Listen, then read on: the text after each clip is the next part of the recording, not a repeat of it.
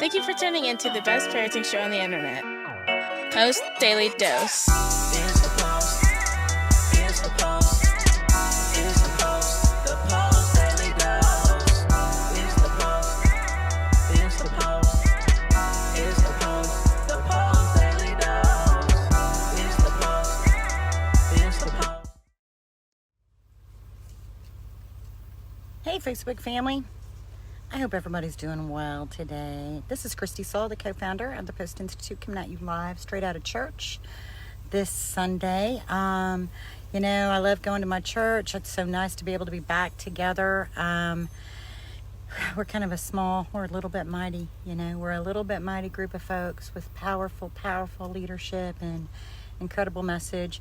But I'll tell you, one of the things that's so powerful about us meeting together is when you worship, either, in a group of people and you literally feel the atmosphere shift, the energetic atmosphere shift in an environment, that is truly first of all, it's an incredible experience.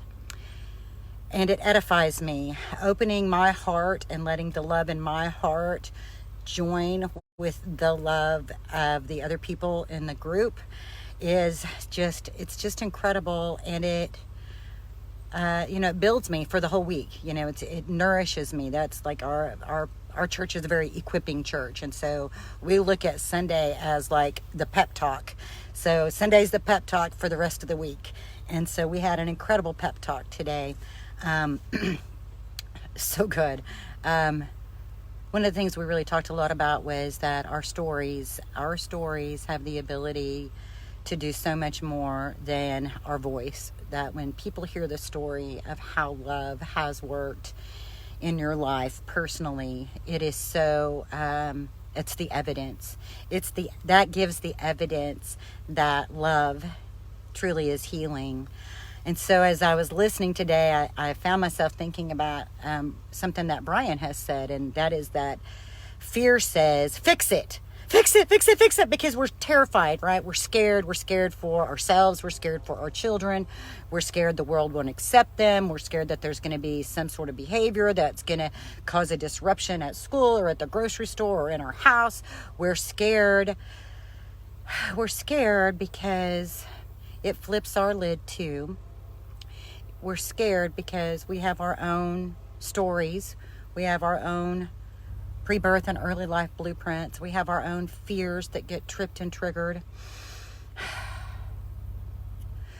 Sometimes we're scared because when you are in intimate relationships with people who have been through trauma, we are having experiences of connection with an element of humanity that we either one, have experienced it and therefore we are triggered because we get set back into our own trauma. Or the other thing I see a lot is it's something we don't know about. We've only kind of heard about it, and then we have this massive allergic reaction to the pain and the grief that our kids have and the overwhelm. And so then we kind of rush the process. It's like we rush them in this fix it mentality, and we lose sight of just how influential our relationship with them is and how important it is, because they feel that. And so in that space, that puts them in like the only way that those emotions can be heard is if they get suppressed, and then bam, right? And what looks like suppression for you, it may be over years you've suppressed emotions and then it blows up. But for your child, it might just be, they're already so full, it just might be one little thing. They're already kind of bubbling up out of all the things that they've experienced. Yesterday, I almost created a graphic, and I may still, if I can kind of figure out how to make it look good, but the graphic was going to be of a really, really, really like super messy house, super messy kitchen versus kind of the average kitchen. And realizing that not everybody lives the same. We think about some of the things that our children do and their behaviors, And we don't really completely have tolerance and grace in understanding how those things have affected them. Like, you know, I've heard stories of kids who, you know, they get food out of the trash can. They drink water out of the toilet bowl.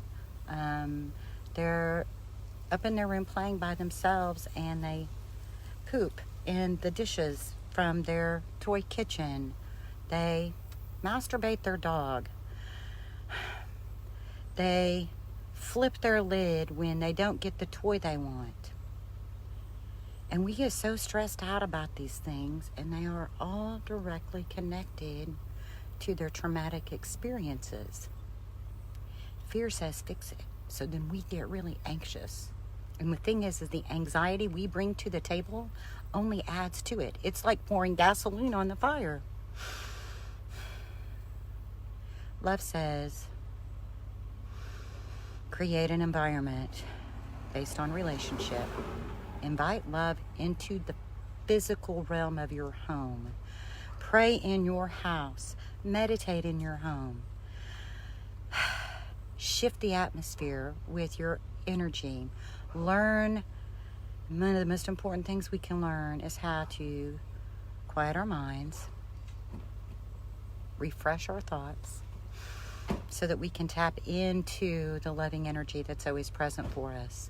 So I honestly think that really that's like one of the most golden things that we can ever learn as adults, that process of being able to quiet our minds. You know, it's funny because, you know, there's a lot of people who, you know, talk about wealth building, and they talk about changing our ways of thinking. Oh, look, somebody's starting their car. I hope I'm not going to be in their way.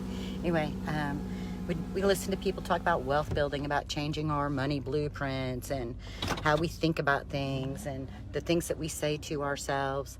But, you know, we don't always focus on that in parenting, and we don't realize that that's also a biblical principle. To renew our thoughts, the renewing of our mind is also part of our healing process. So anything that you're working on, invite God into it, invite the Holy Spirit into it, invite the energy of love into it. There's so much church hurt out there, and there's been so many unloving behaviors in the name of Christianity that I understand that, you know, the word God, the word Holy Spirit, sometimes that it's hard for people to hear that because it's associated with so much hurt. So, you know, if we need to say the energy of love, then that'll work. But we have to invite that into our lives. We have to invite that into our homes.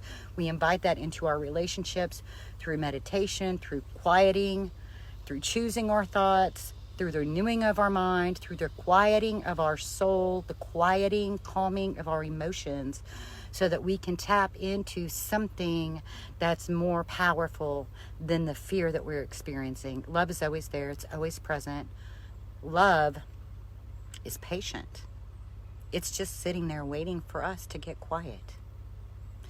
Much love to you guys. I hope you have a beautiful Sunday. I hope you have moments to just take a great big deep breath. Maybe you'll be cooking dinner, or maybe you'll just be chilling on the couch, or maybe you guys are an active family and you guys are out blowing and going and playing in the yard, creating something, building something. Just pause for a minute. Maybe you'll hear your kids laughing, or, pause for a minute and then turn and look at them and just let the love and the adoration that you have for them, how much you adore them and how much you love them, just let that shine straight from your eyes. Let it go straight from your heart, straight through your eyes. And just let them feel that. Just let them feel that in that quiet little space, in that quiet little moment. I love you guys. Stay blessed. I hope that in some way my being edified today and then bringing this word to you is also building, that it's something that, feels like a pep talk, feels like some tools, feels like some encouragement. We love you guys. We appreciate you all. Thank you for all that you do day in and day out in creating healing. Much love.